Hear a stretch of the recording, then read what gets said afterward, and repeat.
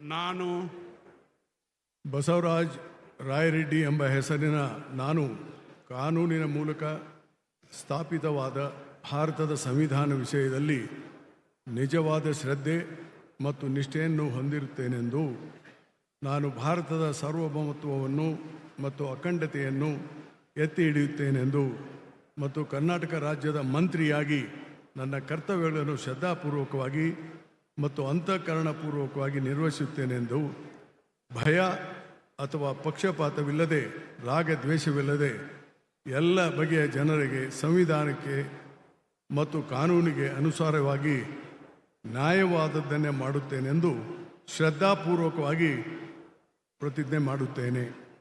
ನಾನು ಬಸವರಾಜ ರಾಯರೆಡ್ಡಿ ಎಂಬ ಹೆಸರಿನ ನಾನು ಕರ್ನಾಟಕ ರಾಜ್ಯದ ಮಂತ್ರಿಯಾಗಿ ನನ್ನ ಪರ್ಯಾಲೋಚನೆಗೆ ತರಲಾಗುವ ಅಥವಾ ನನಗೆ ತಿಳಿದು ಬರುವ ಯಾವುದೇ ವಿಷಯವನ್ನು ರಾಜ್ಯದ ಮಂತ್ರಿಯಾಗಿ ನನ್ನ ಕರ್ತವ್ಯಗಳ ಯುಕ್ತ ನಿರ್ವಹಣೆಗೆ ಅಗತ್ಯವಾಗಬಹುದಾದ ಸಂದರ್ಭದಲ್ಲದೆ ಅನ್ಯಥಾ ಯಾರೇ ವ್ಯಕ್ತಿಗೆ ಅಥವಾ ವ್ಯಕ್ತಿಗಳಿಗೆ ಪ್ರತ್ಯಕ್ಷವಾಗಿ ಅಥವಾ ಪರೋಕ್ಷವಾಗಿ ತಿಳಿಸುವುದಿಲ್ಲ ಅಥವಾ ಬಹಿರಂಗಪಡಿಸುವುದಿಲ್ಲ ಎಂದು ಶ್ರದ್ಧಾಪೂರ್ವಕವಾಗಿ ಪ್ರತಿಜ್ಞೆ ಮಾಡುತ್ತೇನೆ.